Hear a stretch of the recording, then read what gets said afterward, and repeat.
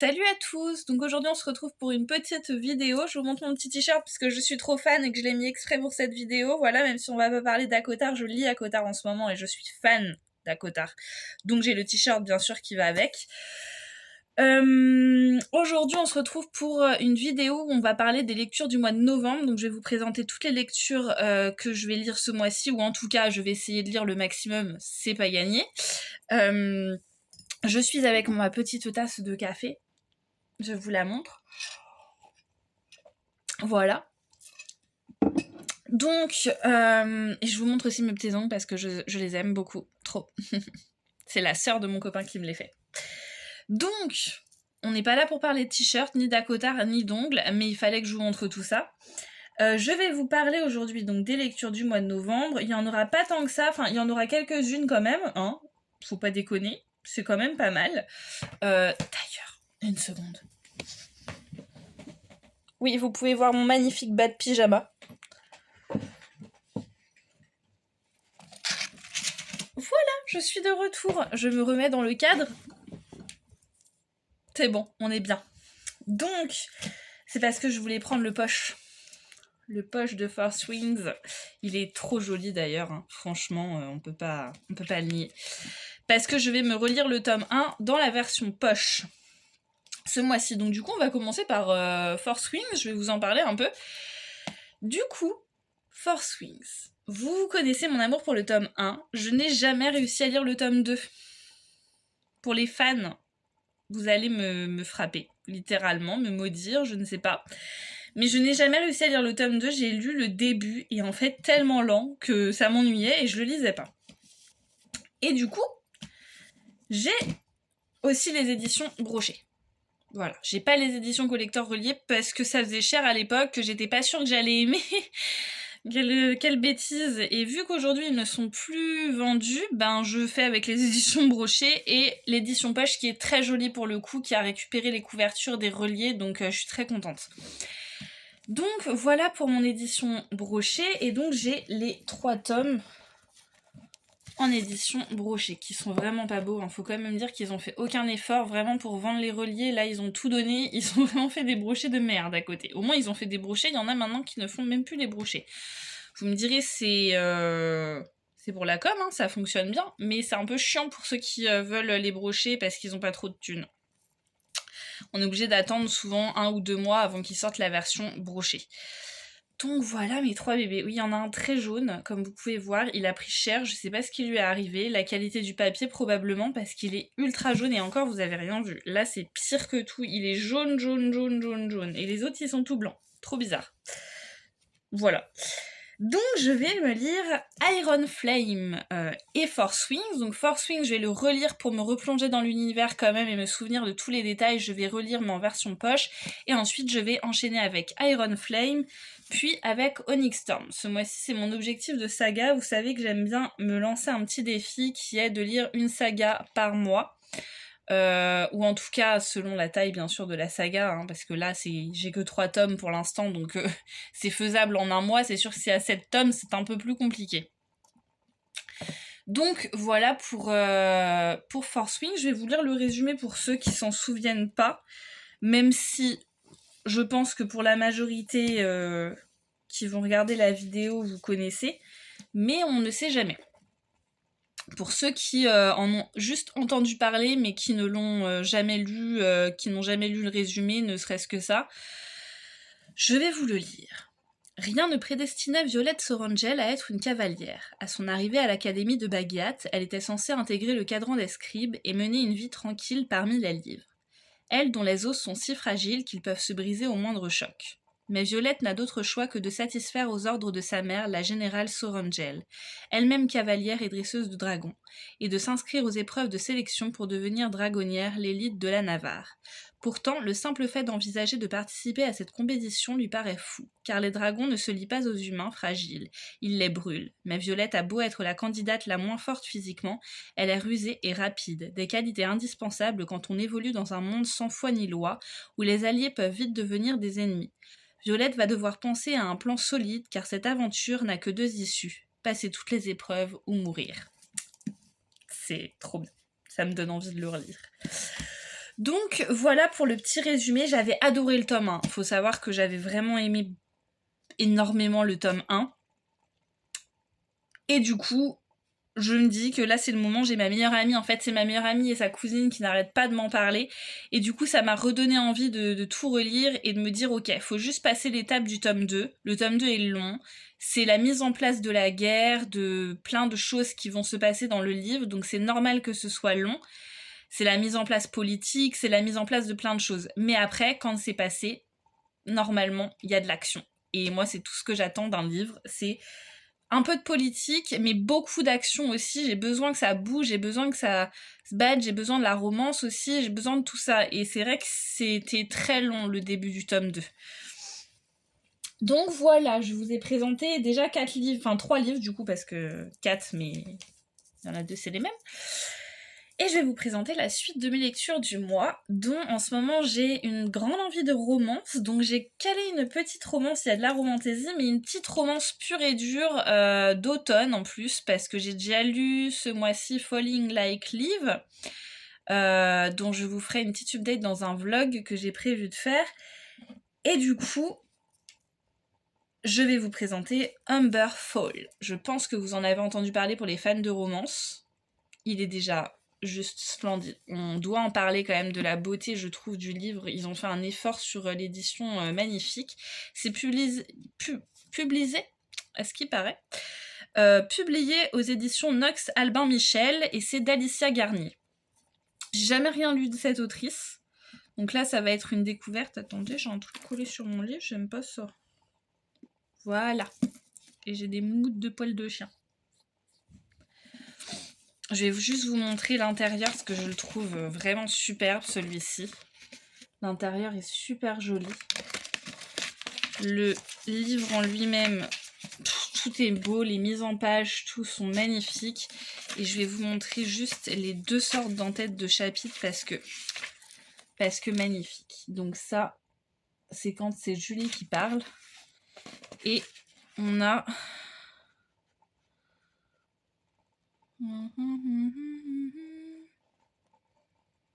Voilà, quand c'est Tate. Donc je trouve ça superbe. J'adore l'entête de Tate, personnellement. Et du coup, je vais vous lire le résumé. Pour que vous ayez une idée quand même de quoi ça parle. Mais c'est tout ce qu'on aime. Ça se passe dans une petite ville. Tous ceux qui aiment l'automne et qui aiment ce genre d'ambiance, c'est parfait. Dans une petite ville, avec 2 personnes, c'est un enemies to lover, deux protagonistes qui ne peuvent pas se blairer, qui pourtant étaient amis autrefois. Tout ce que j'aime beaucoup ce genre d'intrigue, quand les personnages se connaissaient déjà du passé, qu'ils finissent par ne plus s'aimer, parce que les enemies to lovers et les friends to lovers, les deux, c'est mes préférés. J'adore. C'est bizarre parce que c'est l'opposé, mais j'adore dans les 2 cas.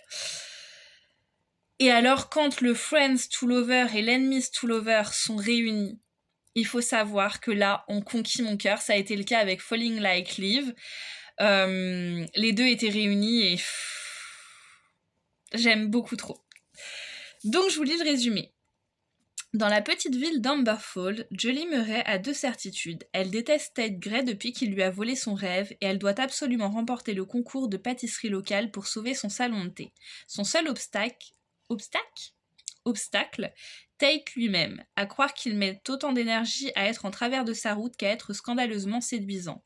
Difficile d'imaginer qu'ils étaient inséparables par le passé. Dans leur routine quotidienne de piques assassines et de regards noirs, Tate débarque avec la proposition la plus inattendue qui soit, que Julie joue sa petite amie devant ses parents qui désespèrent de le voir se ranger. Plus absurde encore, il se pourrait bien qu'elle dise oui.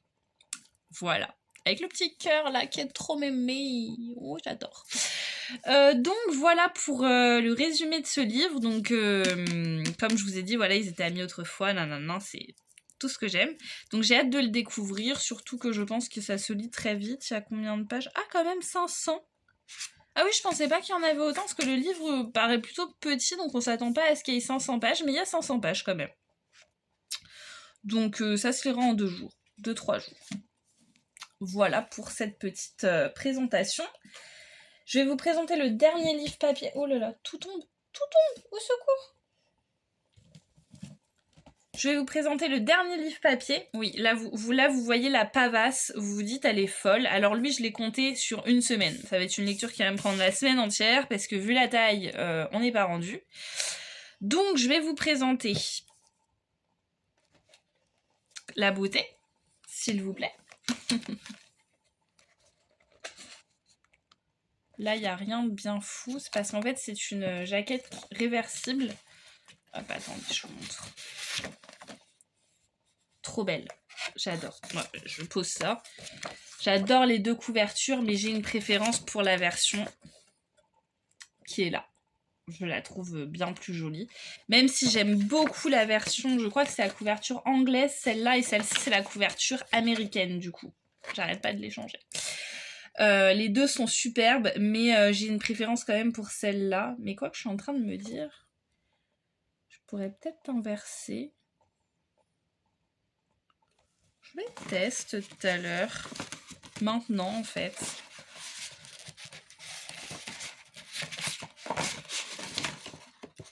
Oh non, je vais l'abîmer. J'arrête mes bêtises. Je vais la remettre d'ailleurs. Hop, je voulais juste vous montrer la beauté de la couverture. Et voilà que je vais peut-être abîmer mon livre. Ce que j'adore dans cette édition, donc c'est l'Empire des Damnés. Pour ceux qui n'avaient pas remarqué au cas où, parce que je ne l'ai même pas dit. Donc c'est l'Empire des Damnés de Jay Kristoff. J'ai déjà lu bien sûr l'Empire du Vampire, puisque je vous présente le tome 2. Ils ne sont pas nouilles, Laura. Donc j'ai déjà lu le tome 1, et là c'est le tome 2 qu'il faut que je me lise. Alors je ne vais pas vous lire le résumé du tome 2, ce serait un petit peu nouille pour ceux qui n'ont pas lu le tome 1. Mais je vais aller vous chercher le tome 1 pour vous lire le résumé pour ceux qui ne connaissent pas du tout la saga.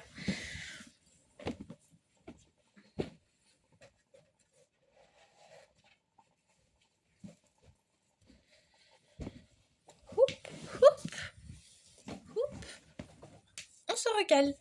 On est bien là. Donc voilà le tome 1 qui est aussi magnifique. J'adore. Et du coup, je suis intriguée parce que je veux voir s'ils ont fait la jaquette réversible. Mais oui, ils l'ont faite aussi. Comment je n'ai pas pu voir ça plus tôt?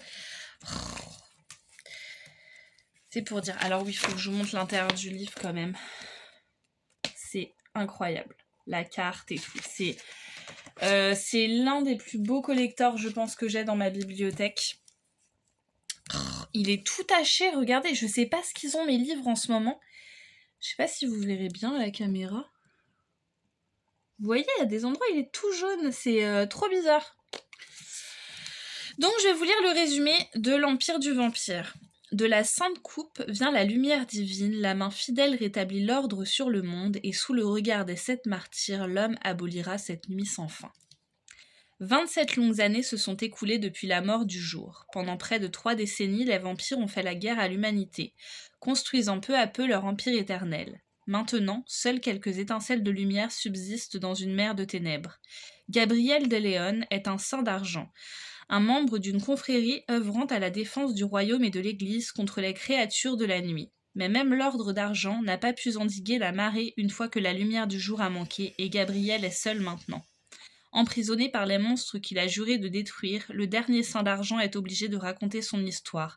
Un récit de batailles légendaires et d'amour interdit, de foi perdue et d'amitié gagnée, du roi éternel et de la quête du dernier espoir de l'humanité, le Saint Graal. C'est une dark fantasy.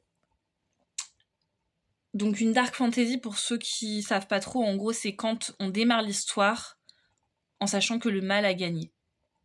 C'est aussi simple que ça, c'est le mal a gagné.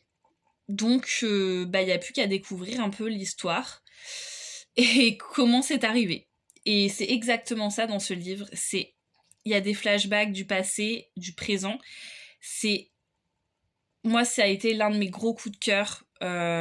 C'est encore un coup de cœur et ça restera, je pense, pour toujours l'un de mes plus gros coups de cœur en lecture. Désolée. Je le conseille vraiment à toute personne qui aime la fantasy. Tout simplement parce que je trouve que le monde est très bien construit. Tout est très beau. L'univers est magnifique et en même temps obscur et sombre. Les créatures sont très bien décrites. Tout est fabuleux.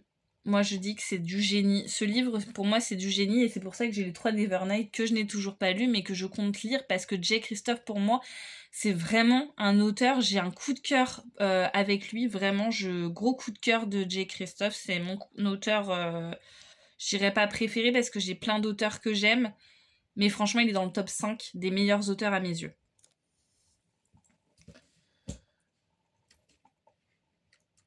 Voilà pour mes lectures papier.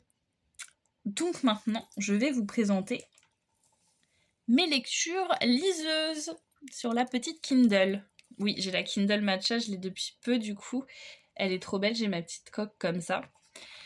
Et donc je vais vous présenter les lectures que j'ai sur la Kindle. Donc tout d'abord, je vais lire Keeping 13 de Chloé Walsh. Donc le tome 1, vous le connaissez sûrement, c'est Binding 13. Pour ceux qui aiment la romance, je pense que vous n'êtes pas passé à côté. Est-ce que, grande question, mais est-ce que je peux avoir le résumé sur la Kindle? Je crois pas. Enfin si, mais il faut que je cherche... Attendez. Hein. Excusez-moi, là je suis en pleine découverte. Est-ce que je peux avoir... Peut-être... Ah bah non. Non, je pourrais pas avoir les résumés. Enfin, il faudrait que je fasse une recherche, sauf que je suis pas connectée à la Wi-Fi parce que la Wi-Fi sera installée que mardi prochain chez moi. Donc je vais pas pouvoir vous lire les résumés de mes livres Kindle, ce qui est un peu dommage quand même.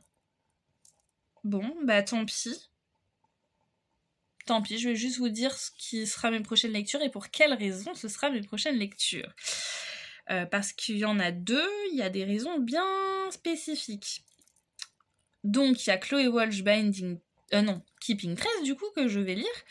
Il y a Rosine Chains de Julie Soto. Donc je sais pas si je vais pouvoir vous montrer du coup.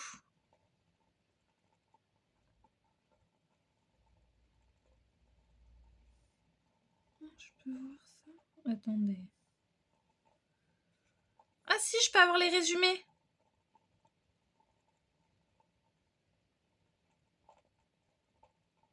Ah non, je peux pas avoir les résumés.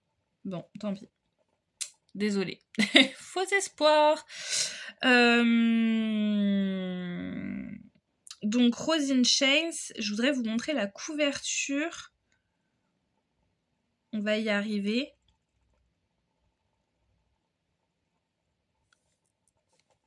Voilà la couverture de Rose in Chains. Donc, la couverture est magnifique déjà. Je sais que je l'ai vue en papier, elle est incroyable, je trouve. Elle est très obscure, très sombre. J'aime beaucoup comment c'est fait. Et surtout, c'est une fanfiction de Dramion à la base. Et ça, les amis, ça vaut tout l'or du monde. Je vais lire, du coup, vous vous en doutez, 2 fanfictions fanfiction. Je suis absolument nulle en anglais, sachez-le. Mais je vais lire Alchemist, je crois, de Sen Liu. C'est comme ça que je le dis, c'est peut-être pas comme ça que ça se dit, mais voilà. Donc, je pense que là, j'ai pas besoin de vous le montrer pour que vous sachiez que c'est aussi une fanfiction de Dramion.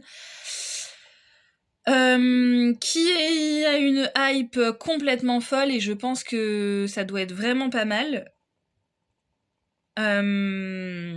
Et pour finir, A Down of Onyx, que je vais lire sur liseuse. Et là, pour le coup, c'est ma meilleure amie, clairement, elle m'a hypée. Elle m'a dit, il est génial, il est incroyable, faut que tu le lises et tout. Et la manière dont elle m'en a parlé, elle m'a donné envie. Donc je l'ai juste pris sur liseuse et j'ai dit, allez go, on va tester, on verra bien. Donc voilà pour mes livres sur liseuse, il y en a quand même 4. Donc en tout, j'ai quand même pas mal de lectures pour le mois. Mais ça va encore. Attendez, petit moment. J'adore ce mug, j'en suis complètement fan. Je trouve qu'il est original, il change, il est trop beau. Voilà, je vous ai présenté toutes mes lectures. Là, actuellement, je suis en train de finir ACOTAR. J'adore ACOTAR, c'est trop bien. On n'était pas au courant. Et du coup, après, je pense que j'attaquerai quand j'aurai fini ACOTAR Keeping Trace parce que j'ai très envie de romance. J'ai très envie de romance, donc je pense que ce sera ça. Et pour Force Wings, je vous ferai un vlog lecture spéciale, lecture Force Wings, et comme ça on en parlera en même temps, parce que j'ai très envie de vous en parler plus en détail. Voilà, voilà. Des gros bisous!